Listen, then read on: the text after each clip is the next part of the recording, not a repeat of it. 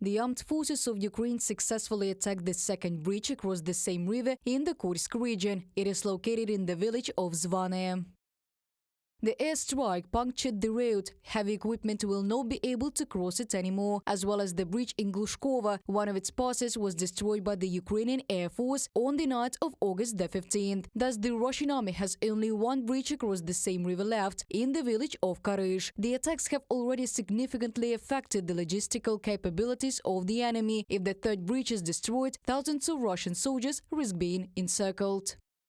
Kursk direction, another bridge is down. The Air Force aviation continues to deprive the enemy of logistical capabilities by precise strikes from the air, which significantly affects the course of combat. Mykola Oleshuk, commander of the Ukrainian Air Force, on Telegram. The operation is going exactly as we expected, said President of Ukraine Volodymyr Zelensky. According to him, the defense forces are consolidating in the controlled territories of the Kursk region. The bravery of Ukrainians makes great things happen. We are now strengthening our positions. The bridgehead of our presence is becoming stronger. I want to thank every warrior who ensures this, all soldiers, sergeants and commanders. During the week from August the 12th to the 18th, the Ukrainian military deprived the Russian army of almost 1,500 units of equipment and weapons, the ground forces of the armed forces of Ukraine calculated. This is almost the highest figure during the period of a full-scale Russian invasion. As a trophy, Ukrainian paratroopers managed to capture near Kursk the newest Russian tank T-90M Prorыв. The Russians themselves abandoned the combat vehicle in a panic without a fight, having first tried to disable it. The paratroopers know now Prorыв will destroy its own creators. We called it a pie because it was such a sweet pie that we got for ourselves. We did our job, and then between the trees we saw such a piece of metal. We looked there, it was the equipment which wasn't started. In any case, we came across this pie, and the guys who know what to do with such large equipment got it, changed the batteries, finally started it a 10th time, left and said, "Come on, you cannot drive this junk. The turret doesn't turn. The levers had in place on the 5th try only."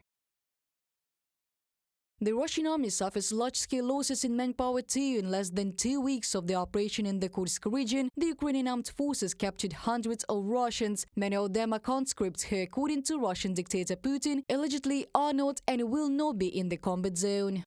The capacity of the column does not allow transporting large groups at once, so it is necessary to make several trips following all the protocols. They are changed, washed and then assigned to cells. Then law enforcement conducts filtration processes. If everything is checked out, they are sent to camps. In these camps, other prisoners of war are held, where they await exchange.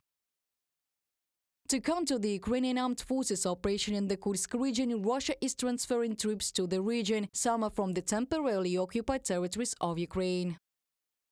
Although Russia had established defensive lines and had border forces in the area, these were not prepared to respond to a multi-battalion assault force. After initial disarray and disorganization, Russian forces have deployed in greater force to the region, including likely from elsewhere along the contact line. They have also begun to construct additional defensive positions in an effort to prevent Ukrainian advances. From the report of the Defense Intelligence of the Ministry of Defense of the United Kingdom on social media X.